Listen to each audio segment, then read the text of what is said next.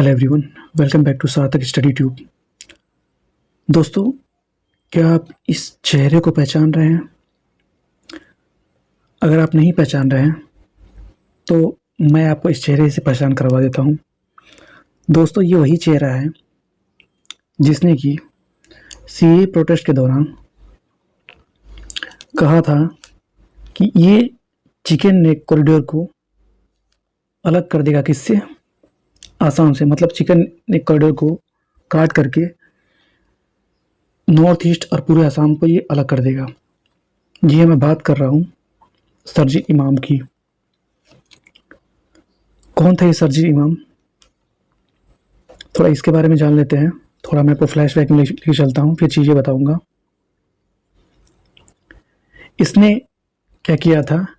एक controversial speech दिया हुआ था और जिसमें इसने कहा था कि जो चिकन नेक है, जिसको कि सिलीगुड़ी कॉरिडोर भी कहता है, उससे ये आसाम को काट करके पूरे नॉर्थ ईस्ट को, जो शेष भारत है, उससे अलग कर देगा। वीडियो साहब की वायरल हो गई थी सोशल मीडिया पे। और क्या किया था आसाम गवर्नमेंट ने? यहाँ पे देख सकते हैं आप, एंटी सीए प्रोटेस्ट के दौरान बीजेपी ने इसे एंटी नेशनल कहा था और असम गवर्नमेंट और यूपी पुलिस ने इनके अगेंस्ट केस फाइल किया था। क्या था ये? सरजील इमाम, जो कि एक जेएनयू का पूर्व स्टूडेंट रह चुका है। स्टूडेंट नाम के लिए कहेंगे, बाकी इनके असलियत से तो दुनिया वाकिफ़ है। सब लोग जानते हैं करना क्या चाहते हैं। जिसकी खाते हैं उसी थाली में छेद करते हैं।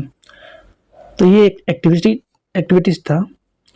और शाहीन बाग में जो प्रोटेस्ट हुआ था, उन चेहरों में से एक था। क्या कहा था? Cutting of Assam and north east from the rest of the India. Video viral हुई थी और अभी फिलहाल ये जेल की सलाखों के पीछे हैं। तो इस पर क्या रिस्पॉन्स दिया था बीजेपी ने? थोड़ा सा मूवी देख सकते हैं। बीजेपी के जो एक स्पोक्स पर्सन है, संबित पात्रा, इन्होंने क्या कहा था इसको, वो देख लेते हैं थोड़ा सा।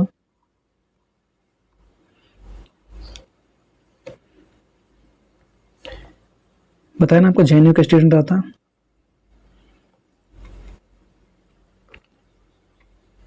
और बीजेपी के जो नेशनल स्पोक्स पर्सन है संबित पात्रा, इन्होंने क्या किया था, एक क्लिप था जो कि शेयर किया था। थोड़ा सा मैं आपको क्लिप दिखाता हूँ, आप क्लिप में खुद ही देख लीजिए क्या बोल रहा है ये।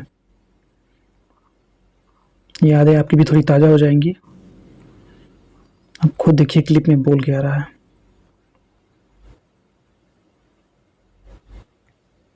इन्होंने 70 साल से किया है। अब वक्त ये है कि हम गैर मुस्लिमों को बोलें कि अगर हमदर्द हो तो हमारी शर्तों, अगर हमारी शर्तों को नहीं खड़े हो सकते तो वो हमदर्द नहीं है।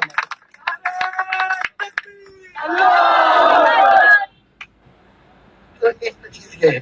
दूसरी, मैंने बिहार में देखा। अच्छा, बिहार का एग्जाम्पल दूंगा। बिहार में बहुत सारी रैलियां हो चुकी हैं। हर रोज एक तो बड़ी रैली होती है। वो कन्हैया वाली रैली देख लीजिए, 5 लाख लोग थे उसमें रैली में। अब उसका मसला बस इतना सा है, ये मैं पहले भी शायद अर्ज कर चुका हूँ, अगर 5 लाख लोग हमारे पास हो ऑर्गेनाइज्ड तो हम हिंदुस्तान और नॉर्थ ईस्ट को परमानेंटली कट कर सकते हैं। पर हम परमानेंटली नहीं तो कम से कम 1 आध महीने के लिए तो कट कर ही सकते हैं। मतलब इतना मवाद डालो पटरियों पर, रोड पे, उनको हटाने में 1 महीना लगे, है कि नहीं?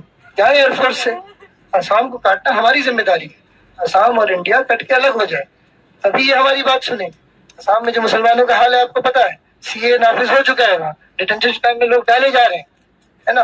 और वहां तो खैर कत्लेआम चल रहे हैं। 6-8 महीने पता चलेगा सारे बंगालियों को मार दिया गया, हिंदू या मुसलमान। ठीक है, तो अगर हमें आसाम की मदद करनी है तो हमें आसाम का रास्ता बंद करना होगा फौज के लिए, समझ रहे हैं? फौज के लिए और जितने भी जो भी यहाँ से सप्लाई जा रहा है बंद करो। और वो बंद कर सकते हैं क्योंकि चिकन नेक्स मुसलमानों का है। वो जो इलाका है मुस्लिम अक्सरियत है। कन्हैया जैसे नेता के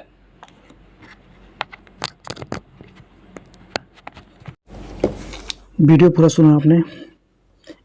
इसमें वीडियो में जाहिल कह रहा है कि जो चिकन नेक मुसलमानों का है और हमें 5 लाख लोगों की ज़रूरत है और हम क्या कर सकते हैं, चिकन नेक को काट करके इससे पूरे आसाम और नॉर्थ ईस्ट को अलग कर सकते हैं। और ये पटरियों पे कह रहा है कि मतलब इतने ऑब्स्टिकल्स जो होते हैं, मतलब जिस तरीके से भी मतलब आप चाहे मतलब रास्ते को मतलब कहने का मतलब आप वहाँ पे बाधित कर सकें, ट्रेनों की आवाजाही रोक सकें, मतलब जो भी हर आप वो काम करो जिससे आप मतलब फौज को इससे आप दूर रख सको, मतलब नॉर्थ ईस्ट से, मतलब वो रास्ता ही बंद कर दो कि वहाँ फौज ना जा सके।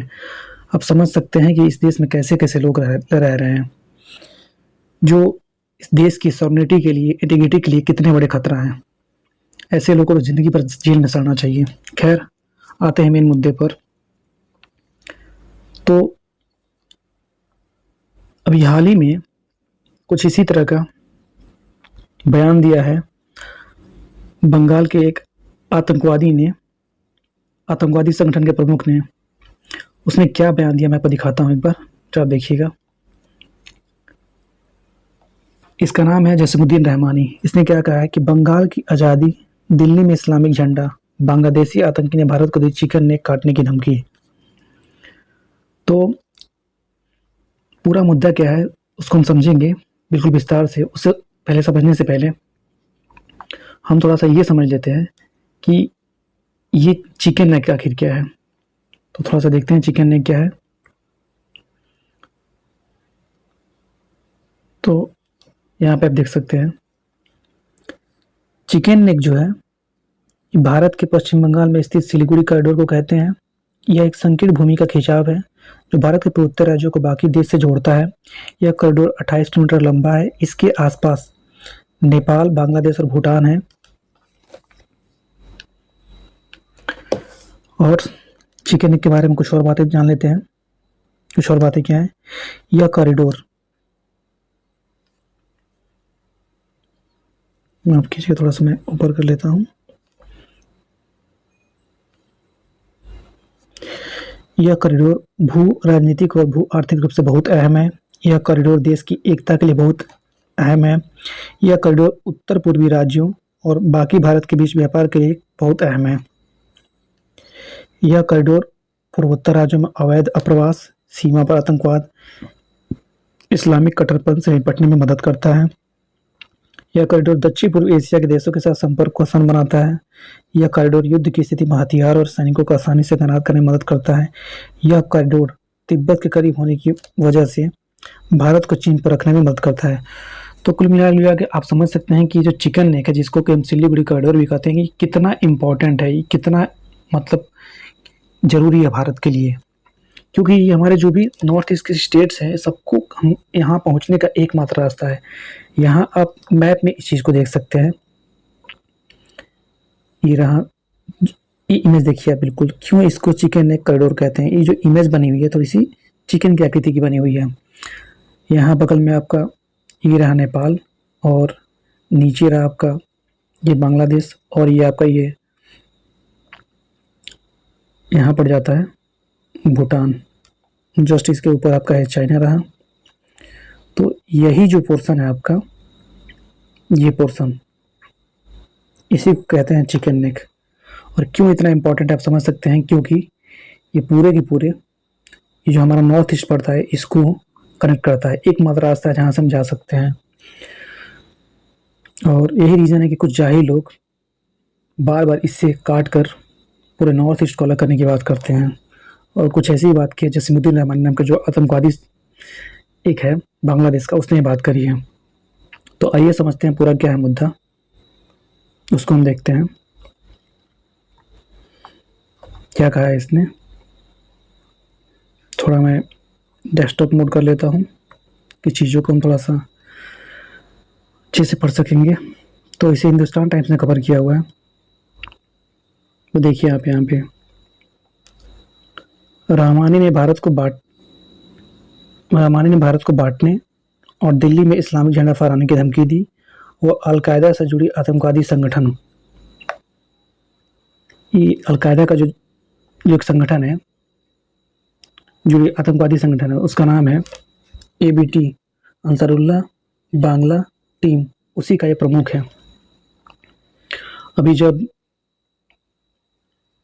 वहाँ पे बांग्लादेश में तख्ता पलट होने के बाद, मतलब शेख हसीना की सरकार जाने के बाद, जो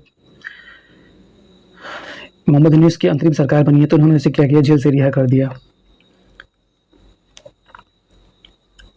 और ये अब भारत के खिलाफ खुल करके जहर उगल रहा है। तो ढाका स्थित कट्टरपंथी इस्लामी नेता जसीमुद्दीन रहमानी ने भारत के खिलाफ भड़काऊ वीडियो संदेश जारी किया। उसने वीडियो में पश्चिम बंगाल के मुख्यमंत्री ममता बनर्जी से मोदी के शासन से बंगाल को आज़ाद करने और बंगाल की स्वतंत्रता की घोषणा करने का आह्वान किया।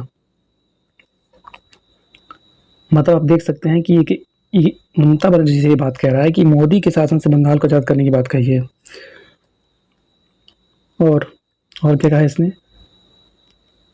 जैसे कि मैंने आपको बताया कि जसीमुद्दीन रहमानी को हाल में बांग्लादेश की अंतरिम सरकार ने जेल से रिहा किया और ये खुल के अब जहर उगल रहा है। सोशल मीडिया पे इसका वीडियो वायरल हुआ और जैसा कि मैंने आपको बताया कि भारत को बांटने और दिल्ली में इस्लामी झंडा फहराने की बात कही। और ये जो है अलकायदा से जुड़ा आतंकवादी संगठन अंसारुल्लाह बांग्ला टीम का प्रमुख है और रहमानी का संगठन AQIS अलकायदा इंडियन सबकॉन्टिनेंट का हिस्सा है। AQIS भारत में प्रतिबंधित संगठन है। ये भारत में इसके ऊपर बैन लगा हुआ है। मतलब ये जो चीज़ें जो भी है बांग्लादेश कर रहा है, ये सब कुछ देख के कह सकते हैं कि हम बांग्लादेश पूरी तरीके से पाकिस्तान के रास्ते पे जा रहा है। तो आने वाले टाइम में जैसे मैंने आपको बताया ना कि इसका जो बांग्लादेश की जो स्थिति है वो भी पाकिस्तान से भी बदतर होगी। एक वक्त था कि लोग GDP में मतलब कहाँ पहुँच गए थे बांग्लादेश वाले। बताया जा रहा है कि ये वीडियो संभवतः सितंबर के पहले सप्ताह में किसी अस्पताल में शूट किया गया था और वीडियो में रहमानी ने बांग्लादेश की प्रधानमंत्री शेख हसीना के खिलाफ हुए विद्रोह का भी जिक्र किया जो 5 अगस्त को समाप्त हुआ था, जब शेख हसीना देश छोड़कर भारत भाग गई थी। और क्यों इसको जेल हुई थी, रहमानी एक ब्लॉगर की हत्या कर दी थी, 5 साल की जेल की सजा काट रहा था जिसके लिए, और उसको अगस्त में पैरोल पर रिहा कर दिया गया था जब नोबेल पुरस्कार विजेता मोहम्मद यूनुस के नेतृत्व में एक सैन्य समर्थित अंतरिम सरकार सत्ता में आई थी। अब आप समझ सकते हैं कि ये इंसान जो मोहम्मद यूनुस, जो कि जिसे नोबेल पीस प्राइज मिला हुआ है, मतलब सुन करके हंसी आती है कि मतलब वो इंसान ये ऐसे मतलब कृत्य कर रहा है। इतना बड़ा जेनोसाइड हुआ हिंदुओं का और इसने कहा कि नहीं ये सब चीज़ें बहाना है। तब कैसे कैसे घटिया लोगों को नोबेल पीस प्राइज दिया जा रहा है, सोचने वाली बात है।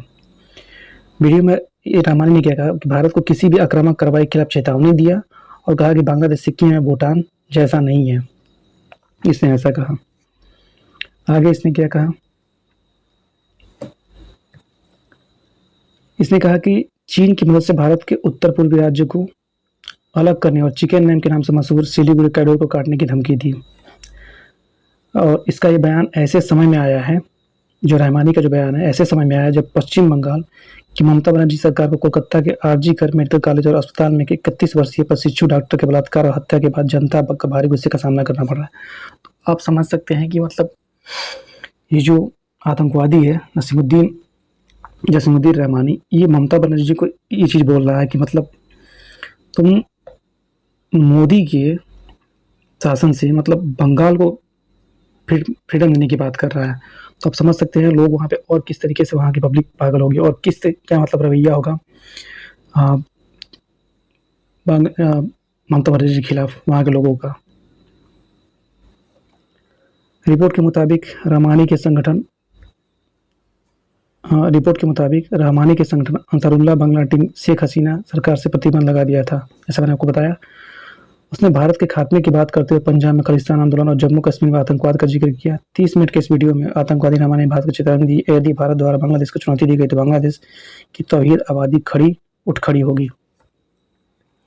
मतलब एक तरीके से खुल करके भारत को धमकी दे रहा है कि मतलब किसी भी तरह के आप एक्शन लेते हैं, कुछ भी करते हैं तो इनकी जो भी संगठन या जो भी चीज़ है तौहीद आबादी इसको कह रहे हैं कि उठ खड़ी होगी।